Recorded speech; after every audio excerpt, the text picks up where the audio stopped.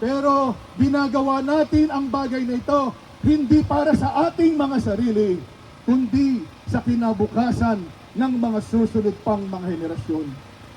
Mga kapatid, ako rin naman ay bumoto at nangampanya sa unity team nung panahon na yon. Subalit ako'y nagsisisi dahil alam ko mali ang aking ginawa. Dahil nakita ko ngayon na mali yung presidente na aking binoto. Kaya ngayon, bumabalik kami sa lansangan, bagamat ako ay isang obispo, bagamat ako'y alagad ng Diyos sa simbahan.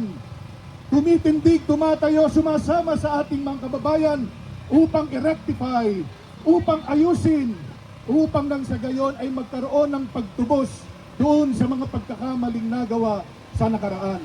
Makisama po tayo sa mga panawagang ito sapagkat ito'y hindi lamang para sa amin, kundi para sa bawat Pilipino. Ako ang inyong lingkod, Bishop Edwin Maniti ng Pampanga. Ating ika-6 na araw na paglabas dito sa kalsada upang manawagan sa ating Supreme Court na magbigay ng kautusan upang gawing invalid yung pagpapadala sa ating dating presidente Digong doon sa Netherlands.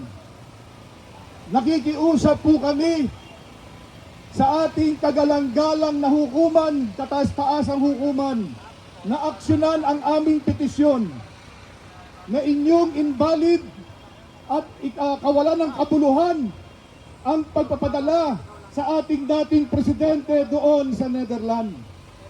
Ang nangyayari sa ating bansa ay mayroong malapit na pagkakahawig na nangyari noong unang panahon, sa panahon ng ating Panginoong Hesukristo.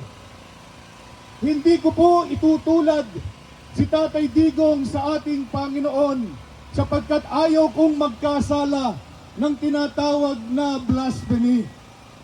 Subalit ang mga pangyayari noon at ang mga nangyayari sa ating bansa ay may pagkakahawig. Noong panahon na yon, ang mga tao ay nagkakagulo doon sa Israel at kanilang pinagbibintangan ng ating Panginoon ay nagbibigay at nagtatayo ng isang panibagong kaharian. Kaya't dinala nila ito kay Pilato na siyang gobernador ng Judea nung panahon na yon upang siya ay isuplong at upang siya ay hatulan.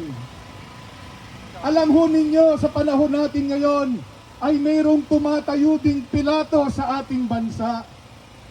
Isang Pilato na naghuhugas kamay na sinasabing wala siyang kinalalaman doon sa pagkakahatol sa ating Panginoon nung panahon na yon. Sa ating panahon ay mayroon ding gumagawa ng ganito. Hinuhugasan ang kanilang mga kamay at sinasabing hindi sila makikalam sa mga panuntunan ng ICC. Subalit maliwanag na ating nakita sa mga pangyayari, sila ho ay mayroong kapahintulutan. Ang ating gobyerno ay nagpahintulot upang papasukin dito ang mga taga ibang lugar at ibang bansa. Hulihin ang ating minamahal na dating Pangulo at siya ho ay ikinulong.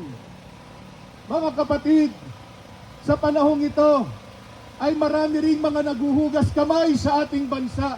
Itigil na po ninyo. Mga kasama, walang ginawa ang ating dating Presidente Digong kundi sa ikabubuti ng ating bansa. Walang ginawa ang ating dating Pangulo sa ating bansa kundi ang magbigay ng kapayapaan at katahimikan sa bansang ito at puksain ang mga kriminal, puksain ang salot ng lipunan at nang sa gayon ay magkaroon ng isang tahimik na pamayanan. Katulad din po ito ng ginawa ng Panginoon noon. Wala siyang ginawang masama. Hindi siya nagnakaw, hindi siya nangalunya, hindi siya pumatay, subalit siya ho ay hinusgahan at siya ho ay pinatay. Mga kasama, nakakalimutan ng ating mga namumuno sa ating bansa katulad din ng nangyari sa ating Panginoon sa takdang panahon. Siya ho ay muling nabuhay at binigyan ng kaligtasan ang buong sangkatauhan. Nakakalimutan ng ating mga namumuno sa pamamagitan ng sigaw ng taong bayan, sa pamamagitan ng mga hinaing ng mga taong bayan na ngayon sa buong Pilipinas ay nananawagan. Hustisya para kay Tatay Digong, hustisya sa bawat pamilyang Pilipino. Naniniwala po ako, mayroong isang panibagong Duterte ang muling babangon upang nang sa gayon ay mabigyan ng kaligtasan, mabigyan ng pag-asa, mabigyan ng kasaganaan at katahimikan ang bansang Pilipinas. Nakakalimutan ng gobyernong ito na mayroong panibagong Duterte na tatayo sa bansang ito upang nang sa gayon ay magkaroon ulit tayo ng panibagong pag-asa. Nakikiusap po kami sa ating kataas-taasang hukuman. Naniniwala kami, narinig po ninyo kami mula dyan sa loob.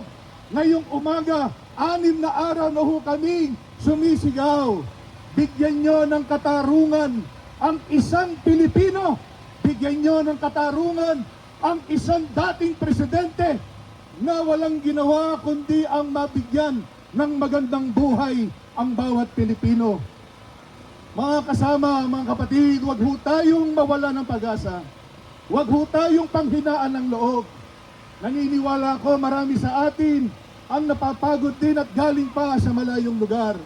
Pero ginagawa natin ang bagay na ito hindi para sa ating mga sarili, kundi sa kinabukasan ng mga susunod pang mga henerasyon.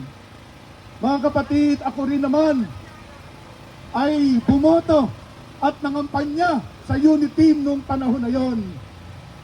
Subalit ako'y nagsisisi dahil alam ko mali ang aking ginawa. Dahil nakita ko ngayon na mali yung presidente na aking binoto.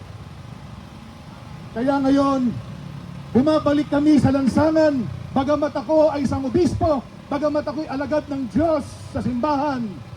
Tumitindig, tumatayo, sumasama sa ating mga kababayan upang i-rectify, upang ayusin, upang nang sa gayon ay magkaroon ng pagtubos doon sa mga pagkakamaling nagawa sa nakaraan. Ayaw ko ng aking mga anak ang siyang magtutuwid sa pagkakamali na aking nagawa.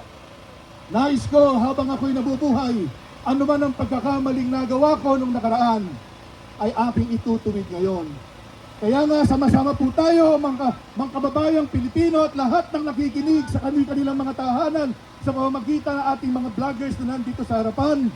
Makisama po tayo sa mga panawagang ito sapagkat ito'y hindi lamang para sa amin, kundi para sa bawat Pilipino. Marami pong salamat. Ako ang inyong lingkod, Bishop Edwin Maniti ng Pampanga, Angeles City. Salamat po.